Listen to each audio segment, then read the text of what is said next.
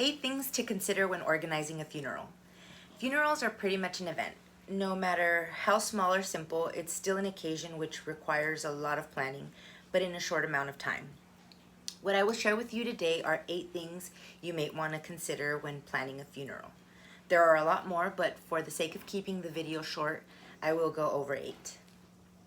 So wedding planners make weddings a breeze.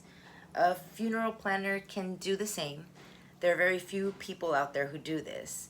I'd love to be a full-time funeral planner since of course there will always be a need for this. But this is one of those times where people feel lost and could really use the guidance. I have planned a few funerals and it's been very rewarding to know families have felt comforted and pretty much not lost. Have you ever had to plan a funeral? Let me know in the comments and share your experience. So before we get started, I'd like to thank you for checking in. My name is Jessica, and aside from my full-time job, I am a funeral consultant for Felipe Baues Mortuary in Los Angeles, California.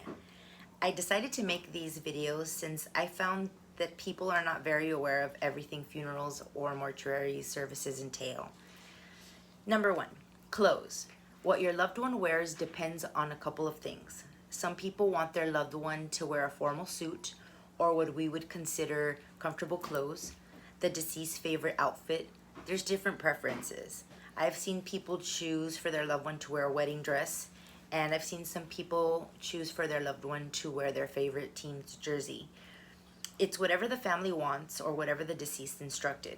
That being said, mortuaries recommend long sleeves, nothing too low cut, nothing sheer, and shoes are not required. Number 2, pictures. Some like to bring a large picture of their loved one and place it by the casket or at the mortuary's entryway. Some make collages and display them throughout the mortuary. If you decide to do this, the mortuary may offer services which will have pictures printed for you.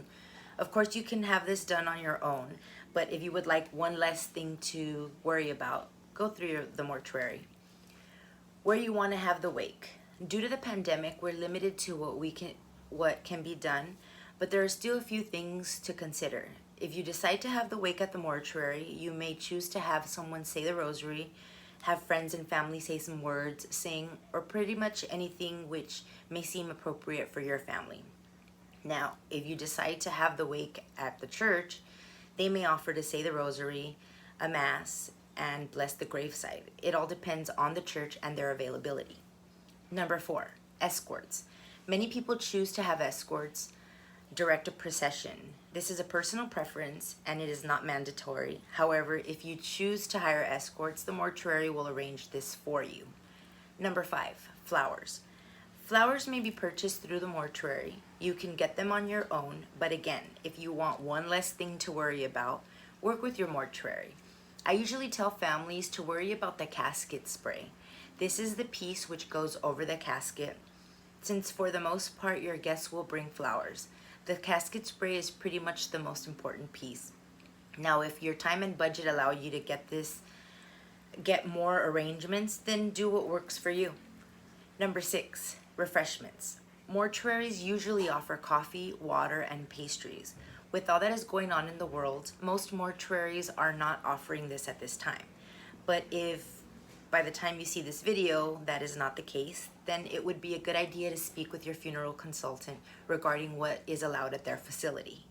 Number 7, live stream. Since there are mandates in place which limit the amount of people who should attend gatherings, and since people are not traveling as freely as they normally would, live streaming is an awesome option. Finally, number 8, open or closed casket. This is a tricky one since some people refuse to have a closed casket. This is a personal choice which should be made by the family and the next of kin. Culture, cause of death, family relationships, and other factors play a big role when deciding this. I hope you found this information useful. Please share this since we never know who may need this information. Also, please subscribe, hit the like button, click on the bell, and share and comment. This helps me see if the information is helpful, and it also motivates me to put together more content. I appreciate your time. Thank you for checking in, and let's continue to learn together.